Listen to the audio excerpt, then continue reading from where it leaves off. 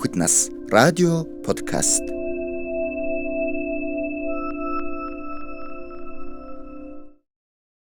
Сайн байна уу? Танд энэ өдрийн мэнд хүргэе. Гэрүүлийн радио 104.5-ын хамт олон бид 20 жилийн ойн хүрээнд сонсогч танд бэлэг болгон Гүднэбэрс олон улсын төрөмс байгууллагын миний цэцэг шиг хүүхэд нас төсөлтэй хамтраад өсвөр үеийнхний нөхөн өрчхүй бэлгийн эрүүл мэндийн 12 удаагийн цуврал радио подкаст нэвтрүүлгийг хүргэж байгаа билээ.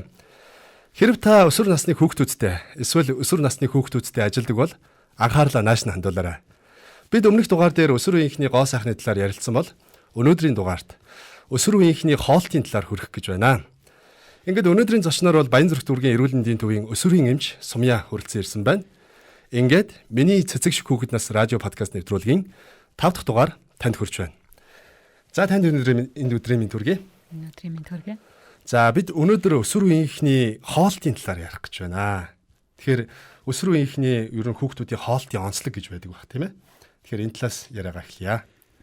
За өсвөр үеийн насныхны хоолтын онцлог гэж бол байна л да. Яагаад гэвэл энэ хүмүүс ч өөрсдөө тийм ээ хамгийн тийм ээ шилжилтийн насныхаа хамгийн эрчимтэй үед нь явж байдаг учраас хоолт бол мэдээж хамгийн чухал нэг номерын асуудал болж ирдэг.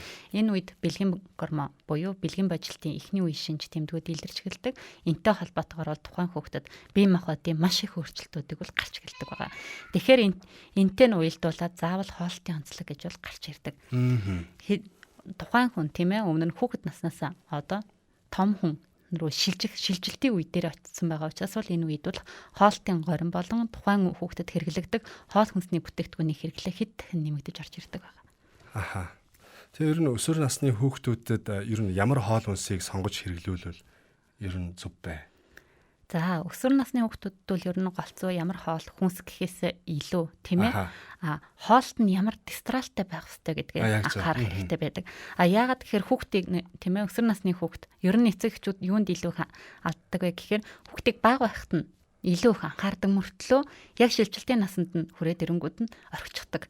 Яадаг вэ гэхээр та нар өөрсдөө хоолоо хийгээд идчих насчин болцсон. Өөрсдөө сонгоод хоолоо ид. Тэнд хоол байгаа шүү. Тийм ээ хөргөчнөөс тийм юм аваад идэрэ гэдэг мөртлөө яг юу идэх ёстойг нь хязгаарч анхаардаггүй. Гэтэл жоохон байхад тийм ээ өөрөөр хэлбэл тухайн хүүхдийг цэцэрлэгт буюу ойгоос 5 нас хүртэл нь бол маш их анхаардаг тийм 3 цаг тутамд хоол идэх ёстой. Хүүе шингэн юм уусан уу? Араас чинь энэ хоол хэрэгтэй тийм. За одоо энийг идчих гэж зөвлөдөг бол өсвөр насны хүүхдэд эцэгчүүд тэр хайр халамж нь ерөөсөө дандаа хөндөрч гисэн байдаг. Ингэнгүүт өсвөр насны хүүхдүүд юу иддэг вэ гэхээр өөрт байгаа бэлэн бүтээгдэхүүн гэдэг л авч иддэг. Аав ээж нь мөнгө өгөх юм бол ердөө бэлэн байгаа бүтээгдэхүүн нүдэнд айл харагдаж байгаагаа авч идэнэ. Дээрээс нь тийм ээ ерөөсөө өөрсдийнх нь сонголтоор иддэг. Юу вэ гэхээр бэлэн мөнгө байгаа юм чинь гүйж ороод үеийн хүүхдүүд юу идэж чинь чоколад аваад идчихдэг. Тийм ээ бичэн байвал бичээ аваад идчихдэг. Хизээч өөрт хэрэгтэй тийм ээ амин дэмэр тэжээлэх хоол хүнс олж сонгож ерөөсөө иддэггүй. Тэгэхээр энэ хүүхдүүдэд юу яадаг вэ гэхээр энэ хүүхдүүд ч өөрсдөө нэг шилжилтийн насн дээр байгаа хүүхдүүд энэ хүүхдүүд маш их хэмжээний витамин, маш их хэмжээний эрдэс бодис хэрэг болдог. Тэгтэл тэр эрдэс бодис витаминыг хизээч нөгөө хоол хүнсний зүйлээс авч чадахгүй болчдөг. Одоо нөгөө хоол хүнсээ ерөөсөө идэ гэж бодохгүй чихэрлэг бүтээгдэхүүнүүдийг л төлхөө хэрэглээд хэлждэг. Ингээд ирэхээр шилжилтийн насны хүүхдүүдийн хоолны онцлог маш их яригадаад эхэлдэг юм. За тэгэхээр өсвөр насны хүүхдүүдээ та бүхэн бас сонсож байгаа бах гэж бодож байна. Тэгэхээр бид өсвөр наснд байхдаа ерөнхийдөө хүүхдүүд бол гомин бол нэг идхийг хүсдэггүй. Гоминд бол хүүхдүүд бол дуртаал гэж яриаддаг тийм. Яг үнэндээ бол хоол хийхээс залхуураад ч гэдэм үү, хурдан болцдог учраас ч тэр юм уу тийм ээ. Гомин ч юм уу ер нь төргөө олнууд айгүй их авч хэрэгэлдэг л дээ. Тэгэхээр одоо яг та сая хэллээ өсвөр насны хүүхдүүдийн одоо хоол тэжээлээс авдаг витаминууд ч гэдэм үү тийм ээ. Шим тэжээлүүд ер нь бол яаж бас ямар хоолнуудаас хэрхэн яаж авч байна. За өнөөдөр бид нэр зайлшгүй нэмэлтээр витаминууд ууж хэрэглэх ёстой байдгүй. Энэ тал дээр та зөвлөөч. За ер нь бол өсвөр насн дээр заавал витаминыг тэгж нэмэлтээр заавал авах шаардлага ер нь бол байдаггүй. Гэтэл эцэгчүүд заавал нэмэлтээр авах шаардлагатайг ойлгочдөг. Тэрнийхээ хэмжээгээр нөгөө хүүхдэд өгөхтэй хоолтын хэмжээ байх хэрэгтэй байхгүй. Өдөрт тухайн хүүхэд 3-4 удаа хооллох хэрэгтэй.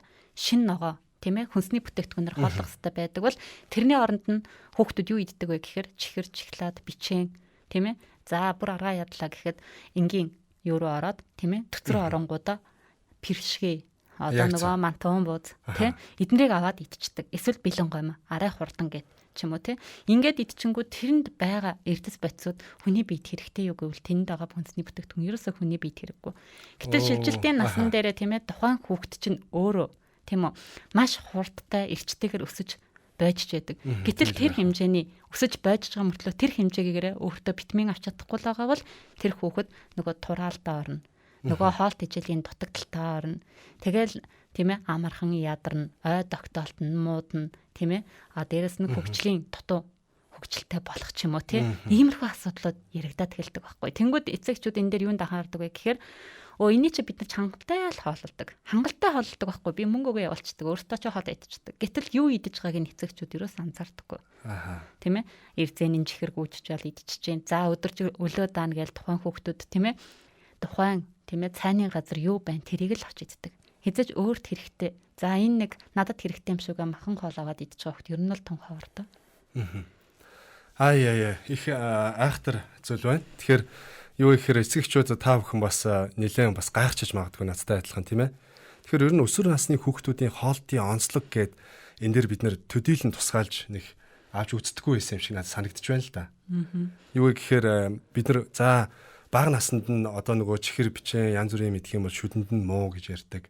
За өсвөр нас руу ороод ирэхээр өсвөр насны хүүхдүүд маань өөрсдөө хоол ундаа хийж хэмжээний насан дээр очдог учраас төдийлөн их анхаарал ачаал үзүүлдэггүй юм шиг санагдчих байна. Тэгэхээр энэ дээр одоо бид нар яг ямар байдлаар хооллох ёстой? Эцэгчүүд энэ дээр нь яг ямар байдлаар анхаарах ёстой гэдэгт дээр та нэг таамтай зөвлөгөө өгвөл. За эцэгчүүд дээр хамгийн нэгдүгээр тийм ээ. За эцэгчүүд ч гэлтгөө одоо өсвөр насны хүүхдүүд өөрсдөө сонсчлаа байгаа шүү дээ тийм ээ. Тэгэхээр өсвөр насны хүүхдүүд дээр хамгийн түрүүнд өөрсдөө юу анхаарах хэрэгтэй вэ гэхээр нэгдүгээр шингэн юм асаа авах хэрэгтэй.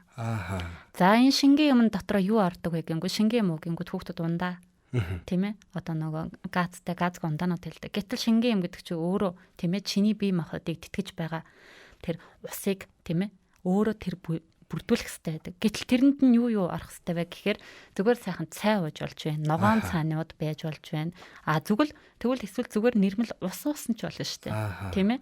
Тэгэхээр өдөрт тухайн хүүхэд 2.5-аас тийм ээ 3 литр хэмжээний шингэн заавал уух хэрэгтэй.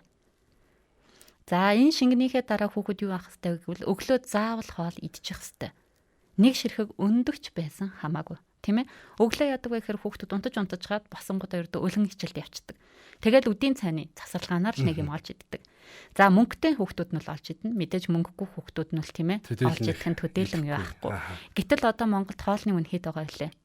Тийм ээ. Эцэгчүүдийн карманаас хүүхдэд өгч байгаа мөнгөний тоо хэдийлээ. Тэгэхээр яг чанартай хоол идэж гэнэ. Үгүй нөгөө ширхгийн хоол руугаа л явдаг байхгүй мантон бууз нөгөө л нэг пэшгээр үгүй. Тэгэхээр яах ёстой вэ гэхээр өглөө заавал хүүхдэд юм идүүлж гаргаа эцэгчүүдээ. Тийм ээ. Халуун бүлээн цай уулга. За дээрэс нь нэг ширхэг өндөг чамаагүй чанаад ч юм уу тийм ээ шараад өгөх хэрэгтэй. За тэгээ өндөг мэдээж юу идсэн хүүхэд яах вэ гэхээр мэдээж тухайн хүүхэд чинь тодорхой хэмжээний уураг шинт хижээлээ авчил байгаа юм чинь тэ өдөржингөө тийм ээ тодорхой хэмжээний үл таана. За ингээд үл дагаад ирэнгүүт айл болохоор хайрсан хуурсан хоолыг баг өгөөч. Тийм ээ бэлэн бүтээгдэхүүнийг айл болохоор баг өгөхийг зөвлөнө. За ингээ хайрсан хуурсан хоол баг өгöd эхлэнгүүт юу өгөх хэрэгтэй болдог вэ гингүүд хүүхдүүд голцсон одоо нөгөө их эсэгсэн нэгдүгээр гурилын бүтээгдэхүүнүүдийг хийддэг тийм ээ. Тэнгүүд энэ нэгдүгээр гурилын бүтээгдэхүүнийг дан ганцаараа идээд яах юм бэ? Ходоод тэр чигээрэл дүүрнэ. Тэгэхээр ходоодонд юу хэрэгтэй? Хоёрдугаар гурил тийм ээ бор будаа, хүц будаа энэгээр шүлж болтгоо хийгээд уучих хэмжээтэй л байх хэрэгтэй аахгүй юу? За ер нь бол эрүүл мэнд ходоодоо бодгийг бол хоолоо бэлдээд аваа явж болно шүү дээ. Хүүхдэд өдрийн хоолыг бэлдээд өгч болно.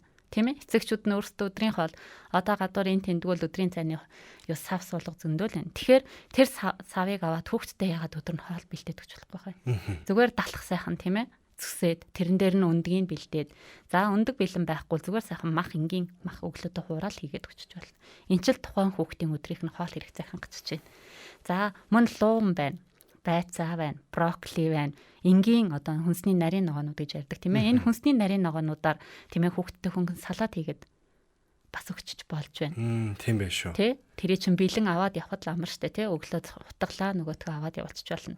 За манай хүүхэд таргалчнаа жингийн илүүдэлтэй болчихно гэвэл заавал майнузаар хутгаад байх шаардлагагүй штэ. Тийм ээ? Дандаа юм соёс соус зөндөө байна. Тэгэхээр тийм соусаар бас хоолыг бэлдээд өгчөж болж байна.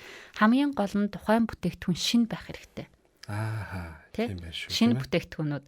Тэгэхээр тухайн шинэ бүтээгдэхүүнийг хүүхдтэй хоол хүнс хэрэглээд өгч тэр нарийн ногоонд байгаа эрдэс байцууд хүүхдэд тэр чигээрээ витамин болж л тэр хүүхдэд орно. Тэгвэл тэр үнэтэй витаминыг аваад заавал хүүхдэдтэй уулгах гээд ингээл мэрийгээд ах шаардлагагүй. Тэр нарийн ногоогоор нь хоол хүнсийг хийгээд бэлдээд өгч болж байна. Тэгхийн бол тухайн хүүхд чинь өөртөө нэгдүгээр зөв хоолтой болчихно, хоёрдугаар тухайн хоолыг ингэж бэлддэг гэдгийг өөрөө мэдээд авчих юм бол өөртөө бэлдээд идчих боломжтой гэсэн үг. Тийм байна, тийм ээ. Тэр дадал зуршил тогтолтол нь бол эцэг эхчүүд нь туслаад харуулаад тийм ээ зааж өгөөд зааж өгч чадахгүй маа гэхэд энэ тэндгүү бичлэгнүүд зөндөө шүү дээ тийм ээ. Тэр бичлэгнээсээ хараад хүүхдтэйгээ хамт хийж болж шүү дээ. Тэгэх юм бол хүүхдтэйгээ бас өсвөр насны хүүхдтэй бид нар хүүхдтэй цаг зарцуулж чадахгүй байна гэдэг байгаа. Гэтэл хоол хүнсийг нь хийх цаг завыг хүүхдтэй зарцуулаад өгч болж байна. Тэгэх юм бол тухайн хүүхд чинь ээжтэйгээ аавтайгаа ийм бүтээгдэхүүн хийж үзсэн шүү гэдгийг туршаад үзэх боломжийг нээгээд өгч байгаа байхгүй юу? За яг тийм байна. Тэгэхээр сонсогчдаа энийг бас маш анхааралтай сонсож байгаа гэж найдаж байна. Гэрүүлийн радио 104.5-ын хамт олон бид 20 жилийн ойн хүрээндээ сонсогч танд нэгэн онцгой бэлгийг барьж байгаа.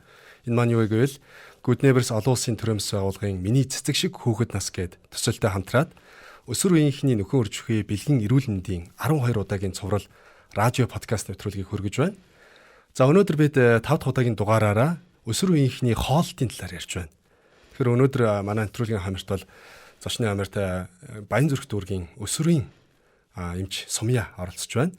Тэгэхээр энэ дээр та өсвөрийн насны хүүхдүүдийнхээ хоолтон дээр яах вэ, ийх вэ гэд магадгүй санаа зовж байгаа бол энэ нэвтрүүлгийг анхааралтай сайн сонсоорой гэж хүсэж байна. За тэгэхээр та сая дурдлаа. Ер нь бол өсвөр насны хүүхдүүд ийм махан төрлийн шин ногоонууд ч гэдэм үү те ийм хоолууд идэх хэрэгтэй гэж ярьлаа. Тэгэхээр өсвөр насн дээр яг ингээ хоригдсон тусгаалan бүр ийм хоол хүнснүүдийг хэрглэж болохгүй шүү, идүүлж болохгүй шүү гэсэн нэг тийм заалтууд гэх юм уу те. Тийм хоол хүнсний материалууд ер нь байдгүй бол та энэ дээр бас зөвлөж анхааруулж хэлвэл. Ер нь бол яг өсвөр наснд гэх юм уу тийм зүйлийг хийдэж болохгүй шүү, ингэж болохгүй шүү гэж бол ер нь бол хариулдаггүй. Гэхдээ тухайн бүтээгдэхүүнийг бага хэрэглэхийг бол дэмждэг байгаа. Тэгэхээр тухайн бүтээгдэхүүн гэдэг дээр юу ордог вэ гэхээр миний түрүүний гэсэн газтай ундаанууд, хит их чихэрлэг бүтээгдэхүүнүүд, за сүүлийн үед ажиллаад тахтвал чипс тийм ээ маш их хүүхдүүд иддэг шүү дээ. Гэтэл тийм мөн далд давс сахарын хэрэглээ. Энэ үл ердөө Монголд бол маш их байдаг. Яг бол аюулгүй хүнс тийм ээ хүнсний аюулгүй хэрэглээ гэдэг юм тодорхой хэмжээгээр алдагдчихад байгаа энэ үед далд давс сахарын хэрэглээ маш их байдаг. Гэтэл хүн тухайн тийм ээ одоо жишээ нь хэд бид нар талхаа худалдаж авахдаа энэ талханд хэдийн хэмжээний сахар давс орсныг ерөөсөө тооцож үздэг. Тэгсэн байж ч тийм ээ лифтэн цай. За ямар нэгэн ногоон цай уухдаа заавал сахар хийдэг. Мөн нөгөө чипс судалтаад авахдаа энэ чипсэнд хэдий их хэмжээний давс байгаа билээ гэж ерөөсөө тооцоолдгүй хүүхдтэй. Тэгчгээд хүүхдтэй чипс өгөө нөгөө хүүхд нь судал дээр нийтчлээ. Дараагийн бичээ аваад өгнө. Энэ бичээ зүгээр бичээ. Гэтэл тэр бичээнд бас л давс сахар орсон байгаа. Инхээр нөгөө тухайн өдрийн хэрэглээний давс сахарын хэрэглээ хүүхдэд маань хэр их байгаа билээ гэж ерөөсөө боддоггүй. Тэгэхээр тэр чинь нөгөө далд давс сахар чинь цаашаага тухайн хүүхдийн бие махбодод маш их сөрөг нөлөө үзүүлж байдаг. Өөрөөр хэлбэл нөгөө тэжээлийн дутагдал руу тийм ээ тэжээлийн доройтол руу орох шатны тодорхой юмнуудыг үүсгэж байдаг байхгүй юу? Их үүсвэр нь болгож байдаг. Гэтэл энэ тал дээр эцэгчүүд ерөөсөн анхаардаггүй. За дараагийн нэг зүйл хоол хийхдээ манай нутгийнхан давстай уудаг юм аа гэж цайгаа давстай. Яг тэгдэг шүү. Гэр бүлийн амсгууд. Тэгтэл нөгөө хүүхд маань өдөржингөө давстай мэдсэн. Далхан давстай, чипс давстай, тийм ээ, бичэн давстай. Тэнгүүдээ манай нутаг цайгаа давстай бод ингээд цайгаа давстай ячдаг. Тэнгүүд нөгөө хүүхд чинь давсны хэрэглээ, тухайн өдрийн давсны хэрэглээ хит ихсчдэг. Ингээд ихсээд ирэнгүүд нөгөө бөөрийн үйл ажиллагаа, тийм ээ, шээсний үйл ажиллагаа, ингээд нөгөө дотор эрхтний үйл ажиллагаа хямраад эхэлдэг. За дараагийн нэг зүйл бас энгийн нэг жишээн дээр яхад сахар хэрэглээ тий. Газтай ундаг маш ихээр удаг. За хоолны дараа нэг сайхан газтай ундаа уучих гэл тий. Гитгснээ тий хоош ингээл сайн гээд тэгснээ жоохон байжсэн. За нэг чихэр идчих. Чоклад идчих. нэг сайхан чиглаад ичих. Зүгээр десерт гэх. Тэгснээ зайрмаг гэх те. Ингээд ирэнгүүт нөгөө сахарын хэрэглээ хэд байгаа бэлээ. Нөгөөд чи өдрийн нормоноос хэд дахин ихсчлээ штэ зөндөө юм идчихлээ. Гэтэл нөгөө үедээ байгаагаа ерөөсөө нэмж тооцоолдоггүй. Нийлэнхүйд нь бүгдийг ингээ нэг доорол их идвэл сахарын хэрэглээ ихснэ гэж ойлгоод байдаг. Яс юмн дээрээ нөгөөх нь тийм ээ олон бүтээгдэхүүн нэг өдрийн 24 цагийн хугацаанд хэрэг хэрэглэж байгаагаас хамаарат биедээ ихсчихсэн байдаг. Энийг ерөөсөө тооцоолдоггүй. Тэрнээсээ болоод манай хүүхдийн тэрэн ч өвдөд байна, энэ ч өвдөд байна. За ер нь баг өвчтөй хүүхэд биш шүү. Энэ ер нь үл тий солида юм байгаа. Угаасаа л өвдөдгийн ч гэдэг юм уу тий. Иймэрхүү ойлголтод цэвэр нөгөө хоол хүнстэй холбоотой үсэт эхэлчихдэг. Энийг л эцэгчүүд жоохон анхаармаар санагдаад. Тийм байна. Тэгэхээр өсвөр насны хүүхдүүдийнхаа энэ хоолтон дээр анхаарахын тулд эцэгчүүд маань өөрсдөө зөв хоол хүнсний хэрэглээтэй байна уу? Дадал хэвшилтэй байна уу гэдгээс 100 хамаарах нь шүү дээ. Миний ойлгож байгаа. Бид нар өөрсдөө дуртай, бид нар өөрсдөө авчруулж идээд хүүхдүүдтэйгээ хамт идчихэд хүүхдүүд минь энийг болохгүй гэсэн шүү, тэрийг болохгүй гэсэн шүү гэдэг тий өөртөө хэрглэж тэгэх бол боломжгүй. Да ялангуяа одоо октоодын хувьд гэх юм бол одоо жингээ алдчихна, торн гой сайхан биетэй байна гэд ер нь бол хоол төдийлэн сайн идэхгүй байна. Яг тэр хоол нь чинь мах өөх тостой юм орцсон. Би идэхгүй. Эсвэл идсэн ч одоо багахан хэмжээгээр идэн. Тэгээл нөгөө таны хэлдгээр сая чипс, чихэр бичэн гээл нөгөө хоол хүнстэй бүтээгдэхүүнүүд хийдэж байна. Амцдангаар баг хоолж штэ. Тэгэхээр одоо эдгээр одоо энэ өсвөр насны хүүхдүүдэд даялангуй октоодод ч юм уу те хэрхэн одоо зөв хоолтын одоо дэглэм гэх юм уу тийм ээ. Энэ зүйлийг дадал хвшлийг бий болгох вэ? Юу гэж зөвлөдөг вэ? Эцэгчүүд яах вэ те? За ер нь бол октод их туранхай яхахыг боддог. Тэ? Туранхай л байвал гоё гэж боддог. Гэтэл туранхай бас бас тодорхой хэмжээний өөрчлөлт өгнө шүү дээ хүний бие махбодод. За ингээд эхлэнгүүд октод яадаг вэ гэхээр ерөөсөө хоол иддэг. Зүгээр ингээл чихэр боовоор ингээл өдрөө зогоогоол. Яг тийм. Чихэр боовоор өдрөө зогоогоол. За иймэрхүү юм иднэ. За идсэн болцсон ч гэдэг юм уу те. Гэтэл яс юмн дээрээ те тэр чихэр боовоор өдрөө зогоолоо гэж тухайн хүүхэд туранхай байна гэж байхгүй. Тийм ээ. Тэр хүүчээ өөрт хэрэгтэй уураг, амин дэм эрдэс байцаа заавал авах хэрэгтэй. Ингийн тул заавал хоол идэх хэрэгтэй. За миний хувьд бол над дээр тэгж ирсэн хүүхдүүдэд би ямар зөвлөгөө өгдөг вэ гэвэл өглөөний хоолыг өөртөө, өдрийн хоолыг найздаа, оройн хоолыг дайсандаа гэдэг. Тэгэхээр чи өглөөний хоолыг бол заавал идэх хэрэгтэй. Заавал идэх хэрэгтэй. За өдрийн хоолыг бол тийм ээ. Өдрийн хоолыг заавал чи махан юм идэхгүй ч гэсэндээ хөнгөн 100 шид. За орой 6 цагаас хойш бол үнэхээр чи хоол битгий ид. За энэ хоол идэхгүй гэсэн чи тараг ууж болно. Сүү хөөрүүдээ дууж болно, буцалгаа тандлаа дууж болно. Эсвэл зүгээр алим мэдэж болно шүү дээ. Тэр чинь бас л ходоод гидсний үйл ажиллагааг дэмжинэ. Энэ дээр хамгийн чухал юм нь юу байдаг вэ гэхээр хоол идсэн ч дасгал хөдөлгөөн маш чухал байдаг. Тэгэхээр октод маань хэрэг үнэхээр тэгж туранхай баймаар, тийм ээ, гоё ганган баймаар байгаа бол спортоор хичээлэлтэй. Хоолныхаа хажуугаар тий? Хоолоо идчихлээ. Спортоор хичээл. Одоо спортоор хичээллэх зөндөө онлайн сургалтууд маш их болчихсон. Тэр онлайн сургалтуудаар йогоор эхлээд хичээлээд эхлэхэд тухайн хүүхдийн бие махбодод өөрчлөлт гарч л таараа. Тэгэхээр заавал тэрийг өдөржингөө хоосон байгаад нэмэргүй. Тэнгүүд хүүхдүүд яадаг вэ гэхээр өдөржингөө хоосон байж байжснаа гинт идэх болохоор амар огцом иддэг. Ингээд огцом идээд ирэнгүүд нь нөгөө ходоод гидсний үйл ажиллагаа хямарчдаг. Дээрээс нь өөрөө өвчлөх магадлал ихсдэг. Тэгэхээр эндээ ерөөсөө тийм ээ эцэгчүүд нь тухайн хүүхдэд зөвлөж өгөхгүй бол тэр чинь хүүхэд штэ. Юмыг ойлгож ухаарах нас нь гүйцэд бодоогүй. Тэгэхээр эцэгчүүд өөрсдөө тэр тал дээр илүү хүүхдтэйгээ хамтарч тийм ээ тасгал хөдөлгөөнөө хийж болж энэ хоолоо яг хүүхдийнхээ тэр нь тааруулаад тэгвэл хоолоо хий л та тий бөөнөрөө өглөө сайхан хоолоо идчих өдөр нь хүүхдтэйгээ яваагаад орой нь хөнгөн 100 шаа идчих. Тэгээд югэрийнхээ эргэн тойрон гарч гүйж болж гин тасгал хөдөлгөөн хийж болж гин ингээд ирэхээр хүүхэд аяндаа эцэг хийгээд дагаад хоол хүнсэндээ тийм ээ анхаардаг болоод эхэлнэ гэсэн. За тэгэхээр октодоо хоол идэхгүй байвал гой сайхан биетэй байна гэсэн үг бол биш байх нь шүү дээ. Нэг талаараа октод маань яг ингээд хоол идэхгүй гэдэг чинь их залхуу болоод эсвэл амар хэлбэр одоо амттай шимттэй юмар жингээ барих гад байдаг болсон юм шиг те. Энэ нэг талаар бас ингээд нөгөө айгу бүтээлч байдлаас хойш сууж байгаатай адилхан юм шиг санагдаад л идэм л т. Тий бүтээч. Дээрээс нь өөрийнх нь эрүүл мэнд тийм ээ юм ойлгох чадвар муудна. Олон төрлийн гоё витаминлэг хоол тэжээлийг бас өөртөө хийж идэх сурах гэх тийм ээ. За тэгвэл хүүгүүд ямар хоол одоо хүнсийг илүү хэрэглүүл зүгээр. Хүүгүүд бол октодынхаас өөр штэ. Бараг эсрэгээр гэх юм уу? За хүүхэд бол те их л байвал гоё ол гэж. Яг тийм. Их л байвал гоё юу цатна гэж боддог. Гэхдээ их байлаа гэх тэр хоол сайн гэсэн үг биш. Ер нь бол мэдээж ходоод чинь тодорхой хэмжээтэй. Хүн болгоны л ходоод хэмжээтэй. Тэгэхээр тэр ходоодныхаа хэмжээнд тааруулаад хоол ид. Заавал тэрий чинь бүр ингээл хахад затттай идээд байх шаардлага байхгүй. А тэрний орон зүгээр тижээлэх хоол хүнс байх хэрэгтэй. Тийм ээ? За одоо хүц будаа, одоо нөгөө гурвалжин будаа, дээрэс нь одоо тухайн хүүхдэд хийдэг уураг, тийм ээ? Уураг, амин, дэмүүд, хоол хүнс. Багхан ч гэсэн тухайн бүтээгдэхүүнээр зөв хоол хийгээд, тийм ээ? Өөртөө хэрэгтэй бүтээгдэхүүнийг хэрэглээ сурчхад л тэр чинь өөрийн чинь хэрэглээ. Тэрнээс биш 200 г хоол, 400 г хоол хоёрын хооронд, тийм ээ? Тижээллэг чанараасаа болж л ялгаа байна уу гэхээс биш хэмжээний хувьд л тэр чинь бүрстэй.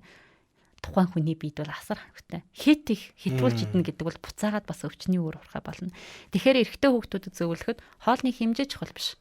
Хамгийн гол нь тухайн хоол чинь чамд хэрэгтэй, эрдэс байцаар дүүрэн л байх хэрэгтэй. Тийм байна, тийм ээ.